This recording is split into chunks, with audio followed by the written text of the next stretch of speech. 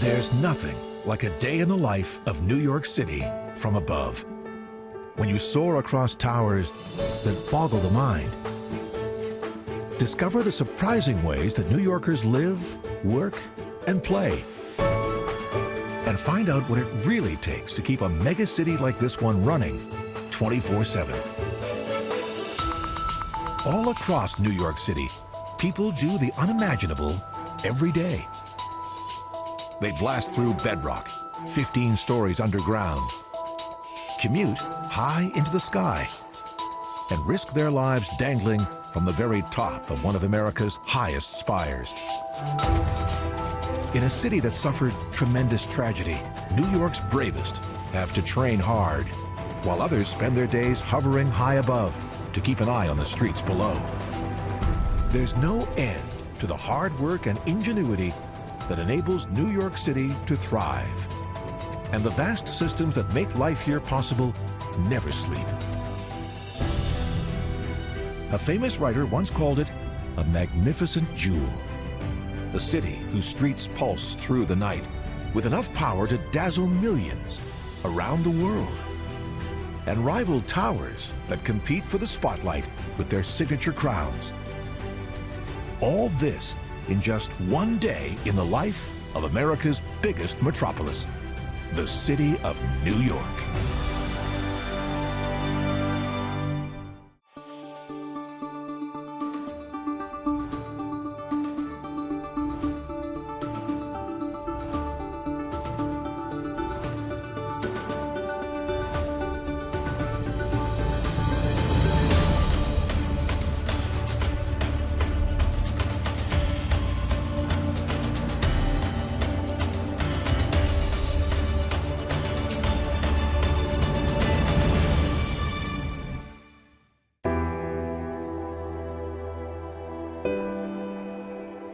It's 5:30 a.m., and some of New York City's earliest commuters are already on the move, making their way across New York Harbor on the Staten Island Ferry. There's a magical spirit to the start of each day in this city, when the waters that surround it are still calm, and the great potential of life here towers on the horizon. For many on board this ferry, their morning ride is like the quiet before a storm.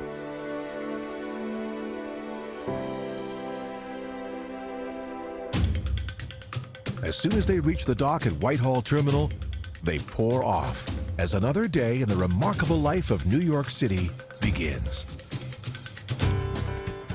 This city is home to over 8 million people, more than the populations of Los Angeles, Dallas, Chicago, and Miami combined. It also covers more than 300 square miles and is divided into 5 separate boroughs. The borough of Staten Island lies in the south at the entrance to New York Bay. To the east are the most populated boroughs of Brooklyn and Queens.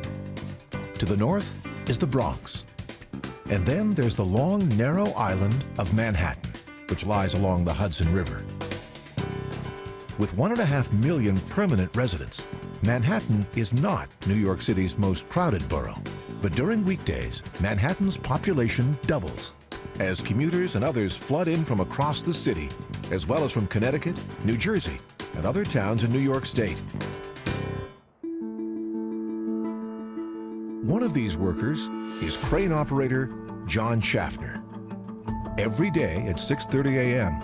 near One World Trade Center, John starts his more than 10-story climb up to the top of one of the highest construction cranes in America. He does it without a harness or safety rope, more than 60 floors above the street.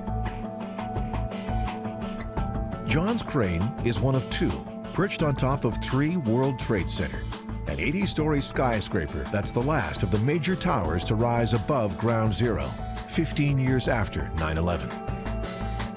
Both of the cranes on this building are operated by skilled members of Operating Engineers Local 14. 80 feet above John, fellow engineer Dave Brown is heading up an even higher crane.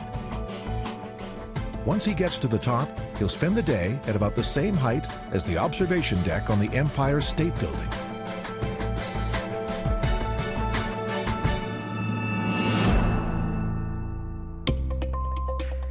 Most New Yorkers don't get a chance to see crane operators making their morning commutes, and it's easy to understand why. From the ground, they are just tiny specks clambering into the sky. Every day before he puts this towering machine into motion, John heads up to the crow's nest above the cab to check the crane's steel cables and pulleys. Still unsecured, he's now about 1,000 feet above the street. Some of the best operating engineers won't even work at this height because of the risks. Dave's not one of them. In the crane above John, he's ready to go with his first assignment. He needs to pluck more than 10 tons of steel off of a trailer that's parked hundreds of feet down on the street below. He lowers the crane's massive hook. On the ground, 2 ironworkers, known as connectors, attach the girders to the hook. Safely balancing a heavy load like this one on a cable that's just 33 millimeters thick is one of the most skilled jobs in ironwork. As soon as it's ready, a signalman on the street gives Dave the okay on the radio to lift away. Operating construction cranes on skyscrapers takes a steady hand. Sometimes the loads Dave and John lift are completely out of their line of sight. They have to rely on load charts, computer screens, and workers below to make sure everything remains okay as the steel rises through the air. It takes about 5 minutes for 25,000 pounds of steel to climb 70 stories. These massive forms will be used to frame out the tower's upper floors. Now, Dave can see what he's lifting with his own eyes as he brings them in to ironworkers below. They disconnect the load and free up the crane as fast as they can. When the weather's good, cranes like these have to remain in almost constant motion. They are responsible for lifting almost every tool, machine, and new piece of the building as it grows higher and higher. On crane number 2, John is now in the middle of another lift. One of the biggest dangers of crane work is rough weather. An unexpected blast of wind could send these massive columns crashing through the windows of the neighboring office tower. It's one reason tower cranes aren't allowed to operate in New York City if the wind speed tops 35 miles per hour. There are also strict regulations on where they can position their hook on the boom based on the weight of the load. Get it wrong, and the entire crane could topple over. Every single move Dave and John make has potentially deadly consequences for people below. They have to maintain laser-like focus every second their load is in the air.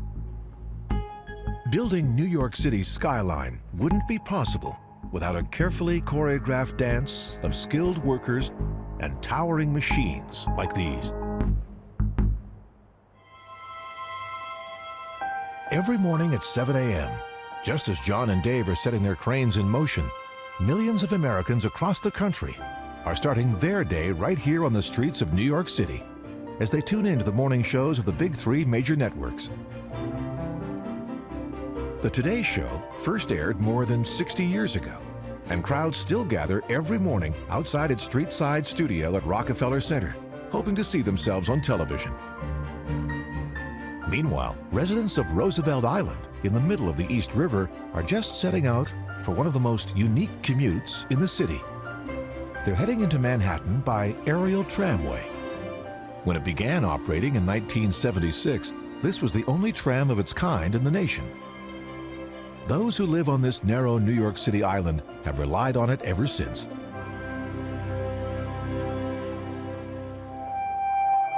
In New York City, some people start their day up high. But there are others who have to prepare to spend an entire 8-hour shift drilling through bedrock deep underground. This massive pit in Long Island City, Queens, is how they get there. It's the entrance to the largest transportation infrastructure project in the nation, a series of new rail tunnels into the city called East Side Access. It will enable commuter trains for the first time ever to travel directly from Long Island to Grand Central Station on Manhattan's East Side, by passing under Roosevelt Island. This $10 billion project is being built by one of New York's most legendary labor unions, Local 147, better known as the Sandhogs. For more than a century, the Sandhogs have been blasting through bedrock under New York to build the bridges and tunnels that connect the city's 5 boroughs. They got their name while building the Brooklyn Bridge back in the 1870s. To create firm foundations for the bridge's towers, they had to work in air chambers underwater and dig dozens of feet straight down through sand until they reached solid bedrock. They've been called Sandhogs ever since. More than any other workers, the Sandhogs have been responsible for turning New York City into one giant metropolis. They carved out the vast system of tunnels that carry fresh drinking water from the city's reservoirs into all of the 5 boroughs. They drilled out more than 6 major train tunnels that lead in and out of Manhattan. They built most of New York City's underground subway lines. And they've dug out the largest of the sewer and storm water tunnels that keep New York clean. But the East Side Access Rail project that starts here in Long Island City, Queens, is their biggest yet. The Sandhogs are a tight-knit family. Over the years, dozens of their members have died or been injured in tunnel collapses, explosions, and crane accidents. But the risks have never stopped them. Every weekday morning at 7 a.m., rain or shine, they head right back underground. The Sandhog slogan is, "The men who make New York work." But things are starting to change.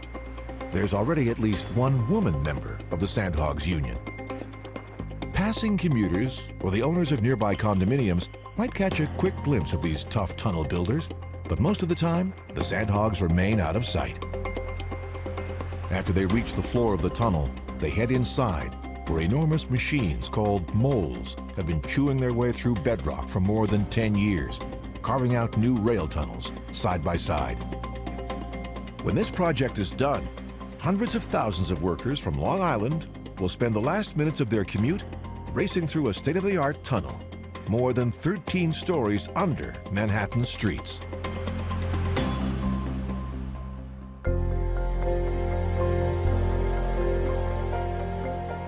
From its outer boroughs, the sight of New York City's skyline on the horizon inspires awe. With its 2 clusters of office towers, centered around Wall Street and Midtown, New York almost looks like 2 separate cities. There's a good reason Manhattan is not a single wall of skyscrapers. Tall buildings are normally built on top of bedrock for stability. Under Times Square, the bedrock layer is just 18 feet below ground. But further south, this layer of rock, known as Manhattan schist, suddenly plunges to a depth of 260 feet below the streets. That's too far down for developers to reach and build on, which is why buildings in much of Manhattan are not very tall. But New York still has the most skyscrapers of any city in America, and they help make Manhattan the city's most densely populated borough.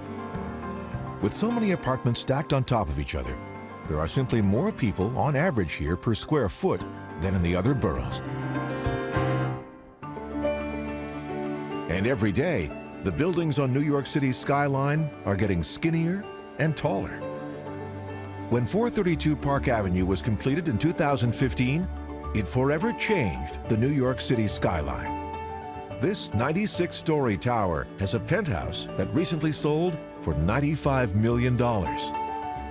It's just one of many residential skyscrapers that are shooting up just south of Central Park in an area that's been nicknamed Billionaire's Row. The chance to look out over this mind-boggling achievement of engineering and design from high above is part of what lures 10,000 people each day, on average, to the observation deck of the Empire State Building. From up here, it can seem like New York City is just a landscape of endless buildings, maybe because there are close to 1 million of them in the 5 boroughs. But When you start peering down into New York streets, you begin to realize that this city has a surprising number of open spaces. One of them is Bryant Park at 42nd Street and 6th Avenue. At 10 a.m., hundreds gather here and fill the lawn for group yoga, New York style, surrounded by office towers. But one of the most interesting open spaces lies on Manhattan's West Side. It's an old elevated railway track that's been transformed into a public park. It winds for 1.5 miles through the city, just above the streets. This rail line was originally constructed in the 1930s to protect New Yorkers from being injured and even killed by the steam engines that used to roll right down the middle of 10th Avenue. After freight trains stopped running on the West Side line in the 1980s, the elevated track fell into disrepair. Developers initially shunned the idea of repurposing this industrial structure, but today, the High Line is a ribbon of green space that practically hovers over the busy streets below. It's often hailed as one of the top 10 places to visit in New York City.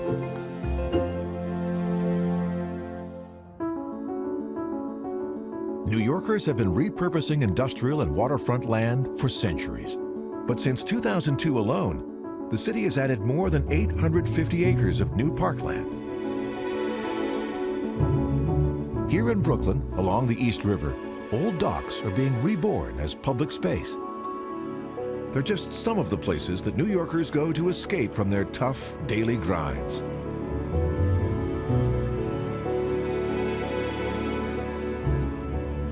For others, it's swimming laps in the middle of Central Park, or heading to the Metropolitan Museum. Here on the museum's roof, exhibits draw big crowds. Today, they've come to see a work by British artist Cornelia Parker. It's a temporary installation inspired by the creepy house featured in the Alfred Hitchcock thriller Psycho.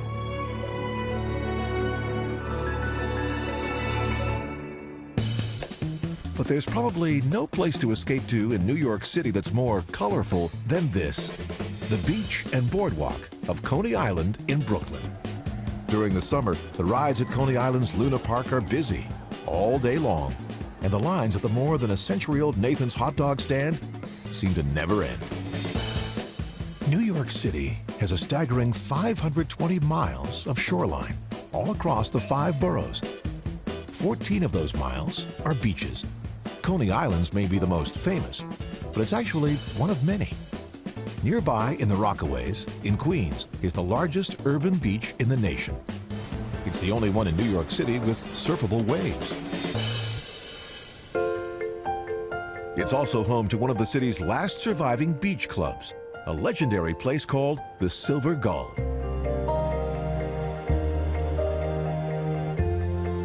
Members here are known for their elaborately decorated cabanas, which are stacked on 2 floors right in the sand.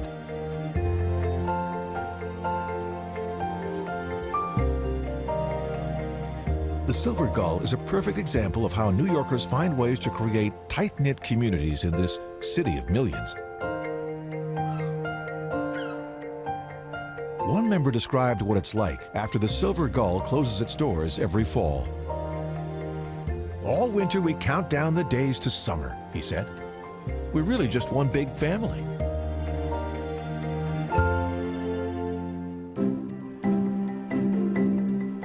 But no matter what the season, New Yorkers forge some of their strongest bonds in an unassuming corner building in Lower Manhattan, not far from City Hall. By 9:30 a.m., newlyweds begin emerging from New York City's Marriage Bureau. Some New Yorkers come here to get their marriage licenses and get married at the same place, which is why these steps are covered with confetti all day long. New York City rivals Las Vegas as the wedding capital of the nation. It issues up to 330 marriage licenses every weekday.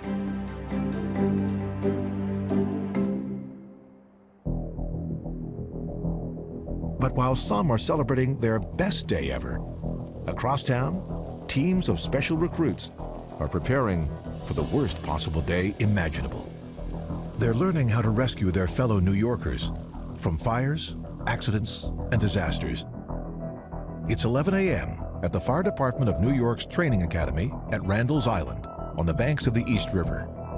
It's where every new recruit to the New York City Fire Department is put to the test with flames, smoke, and tough physical training. These probationary firefighters, known as probies, will train here for up to 6 months. Just as they would in Army boot camp, they all have to abide by a long list of strict rules, from the uniforms they wear to the way they address superiors. During much of their training, probies have to wear up to 100 pounds of gear. It's the toughest firefighting program in the nation. Recruits learn how to cut through roofs of burning high-rises, how to rappel down tall buildings to rescue potential victims inside, how to put out fires on a tanker ship at a New York City pier, and how to free passengers from rolled vehicles on New York City streets.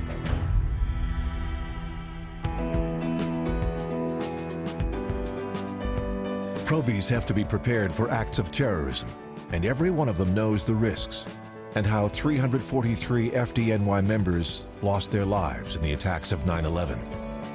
They learn how to triage victims and the proper way to wash down colleagues who've responded to a chemical weapons attack. Every day, new recruits arrive here for training. Not all probies can take it. As many as 10% will drop out before the training is over. But those who do graduate will get the honor of being assigned to a firehouse in one of the 5 boroughs as one of more than 10,000 New York City firefighters.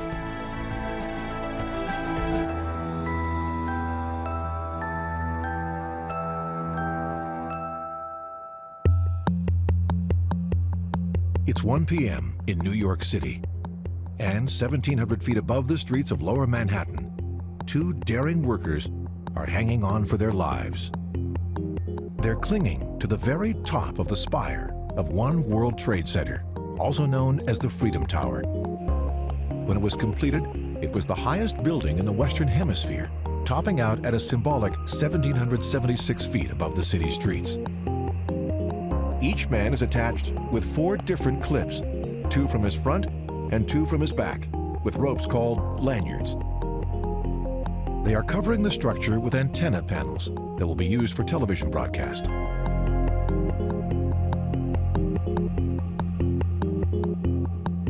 Below, a support team raises new panels as soon as the workers are ready. Every tool they use is attached to a safety tether. Even a small wrench falling from this height could reach a speed of 100 miles per hour by the time it hits the street.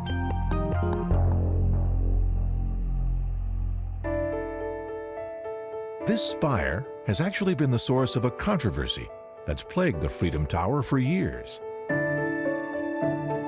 Originally, the tower's design called for the spire to be covered with white angular forms that would provide a dramatic transition from the building's glass facade up to the sky. But the owners of One World Trade later decided that the white forms would be too hard to clean and announced they would leave the spire uncovered. Many New Yorkers, including the building's architect, felt betrayed. They argued that a bare steel structure was not an appropriate way to top out a building that had risen from the ashes of Ground Zero.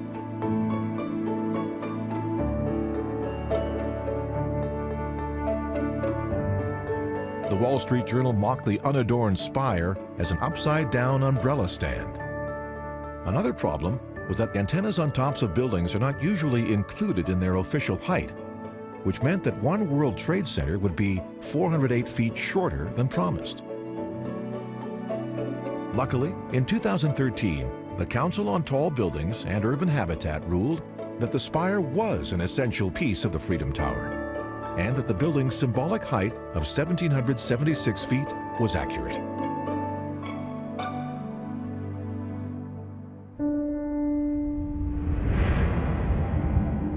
Today, the biggest concern of these workers is to finish their job and get back down before sunset. Until they do, they'll have a spectacular view of New York City's 5 boroughs and beyond. Being clipped in for hours 1,700 feet above Manhattan is one of the most extreme ways that people in New York City spend their days. But across town, there are thousands who spend weeks and even months locked away behind bars.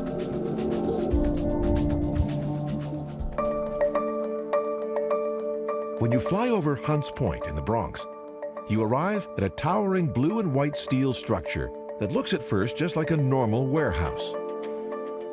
But it's actually a massive barge. This is the Vernon C. Bain Correctional Center, the largest floating prison in the world.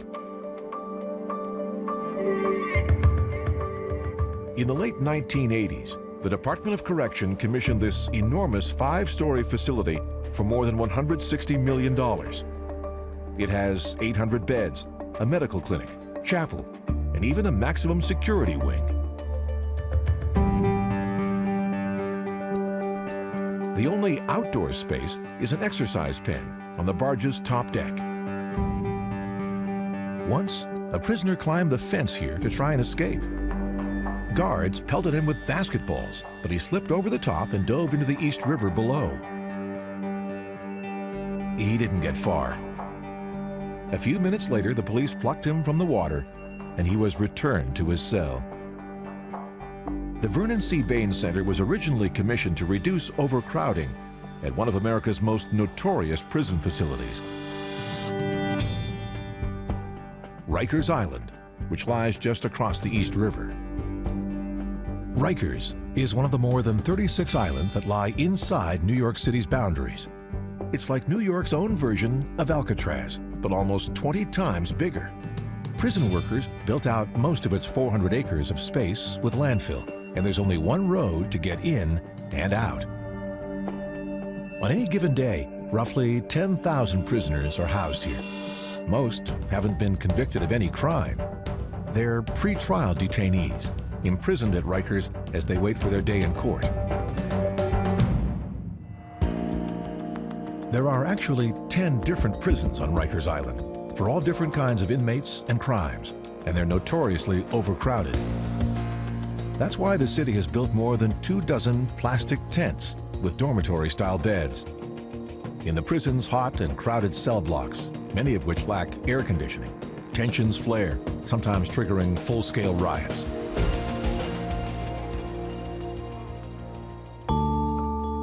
But every day, a few detainees are allowed to leave Rikers, not so they can go to court, but so they can volunteer for a tough job that most of their fellow New Yorkers would never apply for. Every weekday morning, a Department of Correction bus carrying prisoners makes its way over this bridge. It leads to City Island, the only inhabited island in the Bronx. From the air, it looks like a seaside town in New England until you see the skyscrapers of Manhattan behind it. Many who live here say they could never imagine living anywhere else. Some moviegoers know City Island thanks to films like Long Day's Journey into Night, starring Katharine Hepburn, The Royal Tenenbaums, or Angelina Jolie's Love Is All There Is, which was partly filmed here. There are no film crews out today, as the inmates from Rikers make their way down City Island's only main street. They are headed to a dock on the East Shore.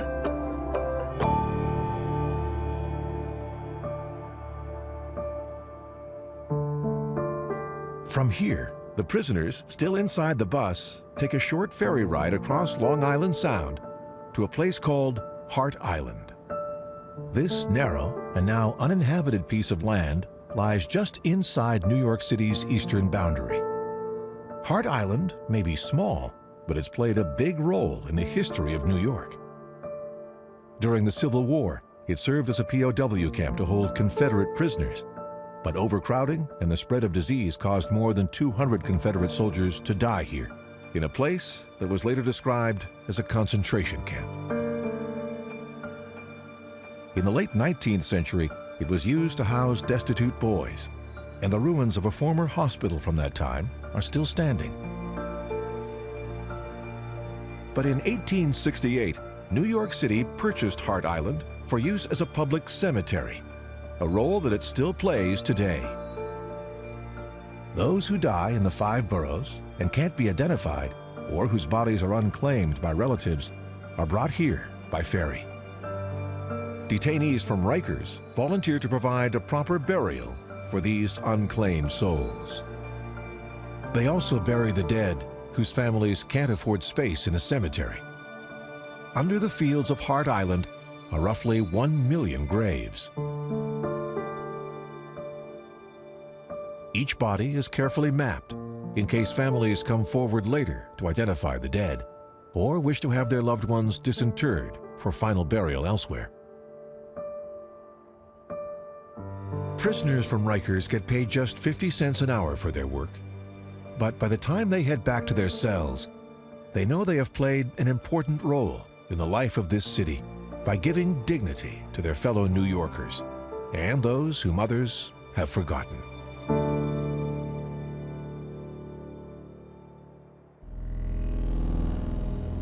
It's 4 p.m.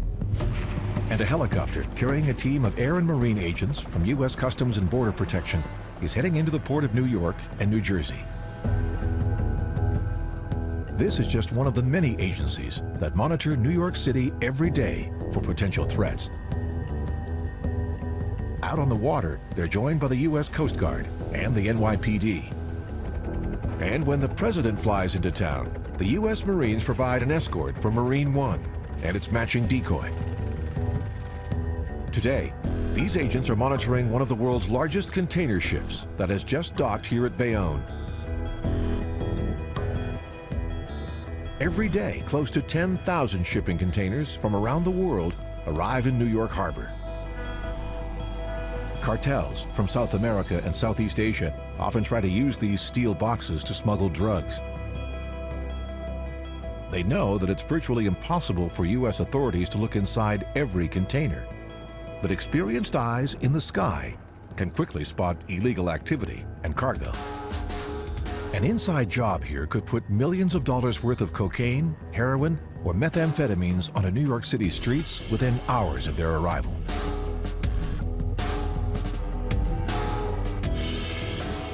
In 2015, agents at a New York pier inspected a container from the South American nation of Guyana. They discovered that it was full of frozen shrimp that had been gutted and stuffed with $12 million of cocaine. Today, everything on this ship appears to be in order.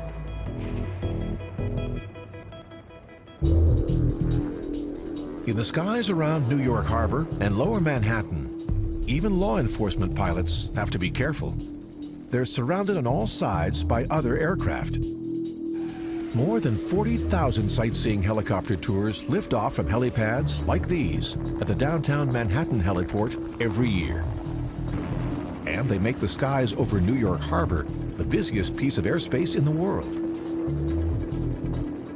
If you were to map the routes of all these helicopter flights over a single day, this is what it would look like. A giant tangled web that starts at the downtown Manhattan heliport and swirls out around the office towers of Wall Street. Some tours head up and back down the Hudson River, while others fan out across New York Harbor, so tourists can catch a glimpse of landmarks like the Statue of Liberty. Most of these tours last less than 20 minutes, which is one reason there are so many flights. Today, a New York Police Department helicopter is on patrol over Lower Manhattan. It's the anniversary of 9/11, and federal agents are also keeping careful watch on Ground Zero. From 104 stories down, this helicopter is just a tiny speck in the sky. But it's packed with technology that can track potential threats on the street and in the air with amazing precision. There's always someone doing a fascinating job somewhere in New York City. Some hover high over Wall Street. Others spend their days guiding hundreds of planes in and out of JFK International Airport from its control tower. And then there are those responsible for very carefully docking the colossal cruise ship, the Queen Mary II, whenever it arrives in Brooklyn. But just imagine spending your entire day up here, on one of the more than 1,000 suspender ropes that hold up the deck of the Verrazano Narrows Bridge. It's the only roadway that links the borough of Staten Island with the rest of New York City. It also happens to be one of the world's engineering marvels. When it was completed in 1964, the Verrazano's 4,260-foot-long span made it the longest suspension bridge in the world. But work on this bridge never stops in order to keep it standing. The Verrazano is under constant assault by seawater. Engineers have to routinely inspect the cables to search for erosion and potential areas of weakness. Today, half the lanes of the Verrazano are closed. Crews have ripped up the road deck so they can replace it with lighter, longer-lasting materials. One of those workers is Kim Maloney. She's a member of Brooklyn Iron Workers Local 361. She's also one of only a handful of unionized women welders in New York City. Kim went to art school before she became a union welder. Now, she and her fellow ironworkers have signed on to a very tough job. Up to 10 hours a day for 3 years, they'll have to endure rain, snow, icy winds, and the constant noise and exhaust of the nearly 200,000 vehicles that cross the Verrazano every day. Kim's job today is to drive new bolts into the bridge's steel girders. They'll be used to attach new sections of roadway. Delays in this massive project could be catastrophic for the tens of thousands of people who depend on the Verrazano every day, and could even impact the city's economy. But up here, safety, not speed, has to come first. One slip on a beam could send Kim free-falling 228 feet into the water below. Spending 3 years resurfacing the Verrazano will come with a big reward: the pride of knowing that they've rebuilt this New York City icon so it can serve their fellow New Yorkers for generations to come.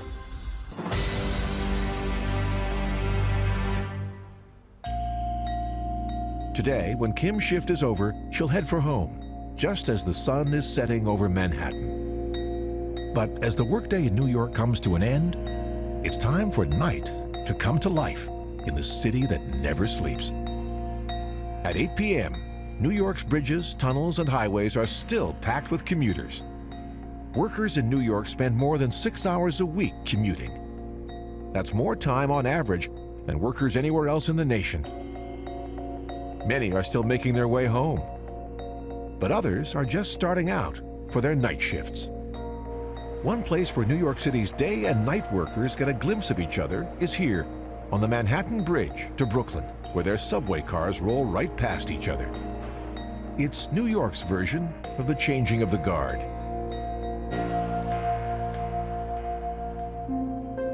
When you start exploring the city's 5 boroughs after dark, it's easy to see how New York got the name, the city that never sleeps. Here, inside the New York Times' vast printing plant in College Point, Queens, workers from multiple unions are getting ready to print 300,000 copies of tomorrow's paper as soon as they get the digital files from the editors in Manhattan. In back, trucks are lining up to race the papers to corner stores moments after they roll off the presses. Nearby, hundreds of taxi drivers are starting their shift by lining up to wait for passengers arriving here at LaGuardia Airport. The runways at this major New York City airport start getting quiet after midnight to help reduce noise for residents nearby. But air traffic controllers in the tower are on duty 24/7. They have to be ready to guide late arriving flights in for safe landing. For those lucky enough to arrive at New York City's airports at night, there's simply nothing like catching a glimpse of the Manhattan skyline. Writer Thomas Wolfe once described it this way: New York blazes like a magnificent jewel in its fit setting of sea and earth and stars. During the day, the buildings on New York's skyline are the city's heroes. But as soon as the sun sets, its streets quickly steal the spotlight when they transform into flowing rivers of light. The spectacle of New York City at night may dazzle humans, but it's not so good for birds.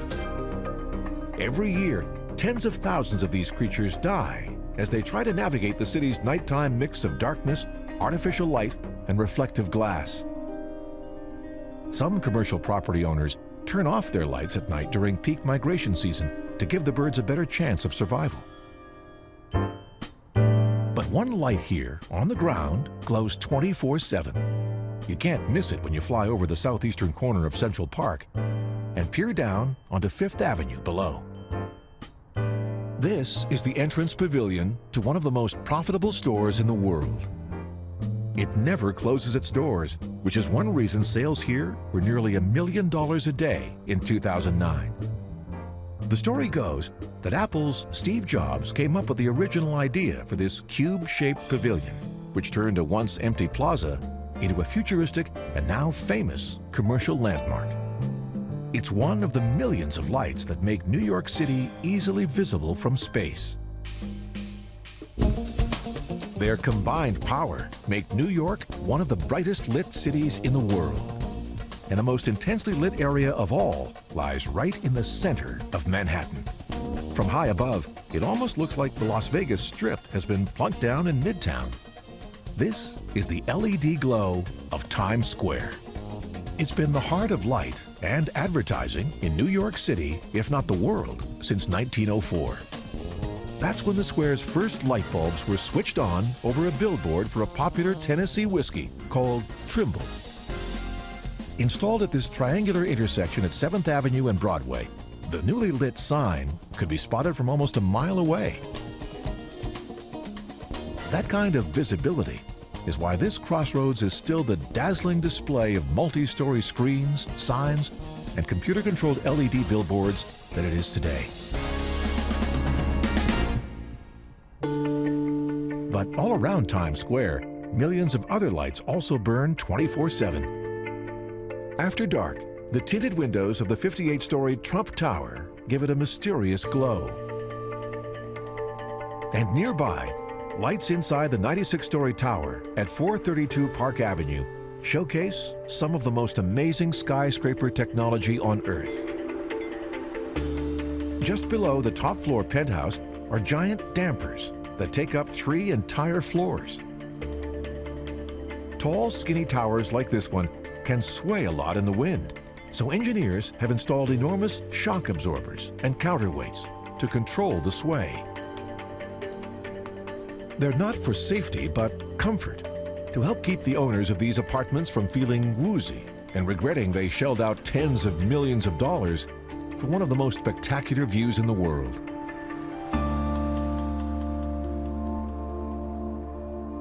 In high-rise office buildings across the city, one reason the lights stay on all night is so that thousands of maintenance and janitorial staff can finish their hard work before sunrise. But there are also a few lights without which it would be hard to imagine a New York City night.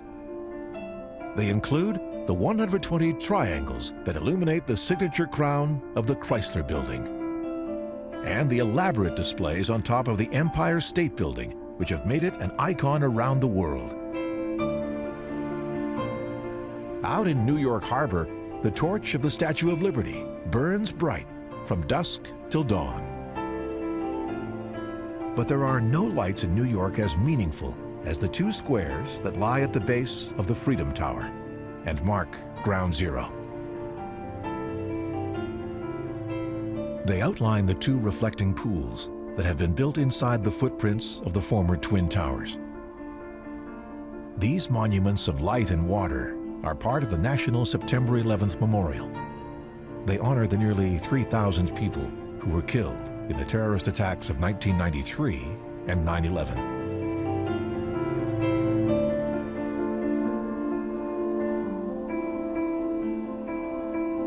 At night, these pools and their lights keep guard over Lower Manhattan. They reassure all New Yorkers and the world that what happened here will never be forgotten.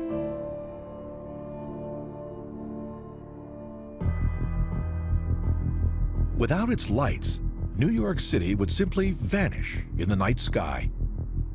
This entire metropolis would be lost against the dark waters that surround it. 40 years ago, that's exactly what happened. when city residents were suddenly plunged into darkness during a legendary blackout.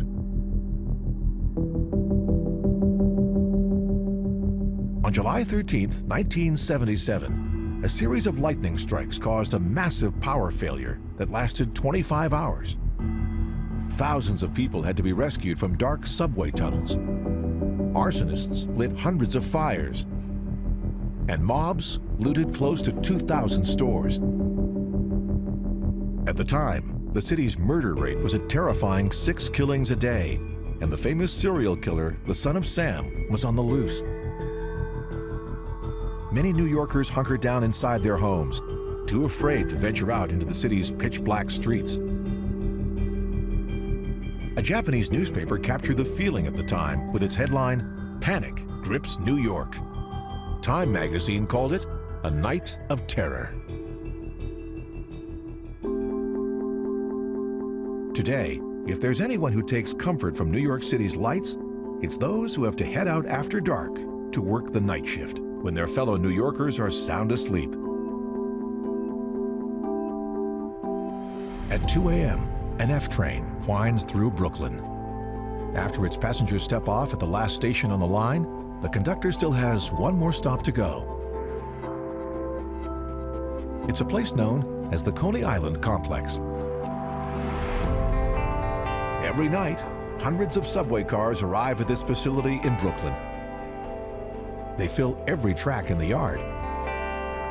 The Coney Island Complex is the largest subway maintenance shop in America. This is the place where most of the city's subway cars come to get inspected and repaired, just in time for the next morning's commute. Workers at this yard are some of the city's quiet heroes, working the night shift so that millions of their fellow New Yorkers will be able to get to work at sunrise. Every rider knows what it's like when a train is suddenly pulled from service or breaks down in a dark tunnel between stations. The reason that doesn't happen more often is because of the hard work done here, 24/7.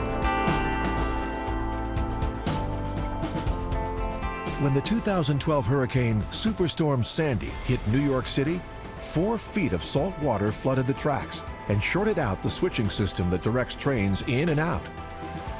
To keep the complex running, workers had no choice but to operate every switch on every track by hand, just as their forebears used to do back in the 19th century. 7 nights a week, the lights here at the Coney Island Yard burn until dawn, as crews race to ensure trains like this one will speed through the system for another 24 hours without a hitch.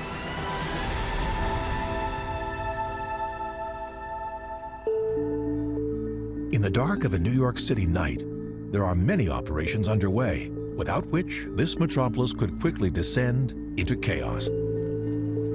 Clearing the streets of waste is one of them. For most New Yorkers, this transfer station for recyclables here at a dock in Queens is out of sight and out of mind.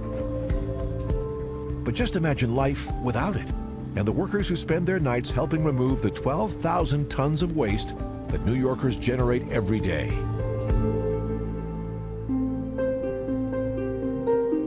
But there is one facility here designed to celebrate the important role it plays in the daily life of millions of New Yorkers.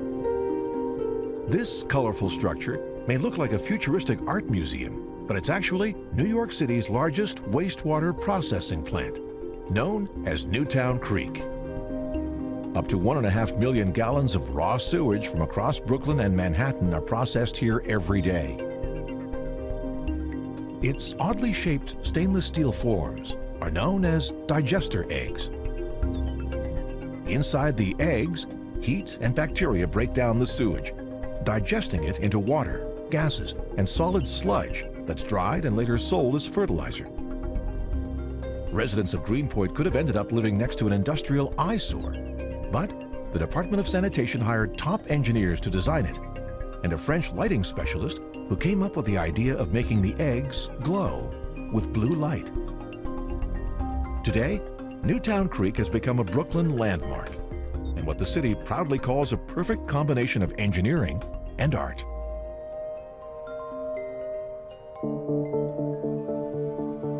Ever since it was founded, ingenuity has built New York. And New Yorkers of all kinds have been pitching in remarkable ways to help their city thrive. Whether they're risking their lives high in the sky, training to be ready for whatever comes their way, or heading out to work the night shift to keep America's biggest city moving 24/7. A day in the life of New York City truly is unlike a day anywhere else in the world.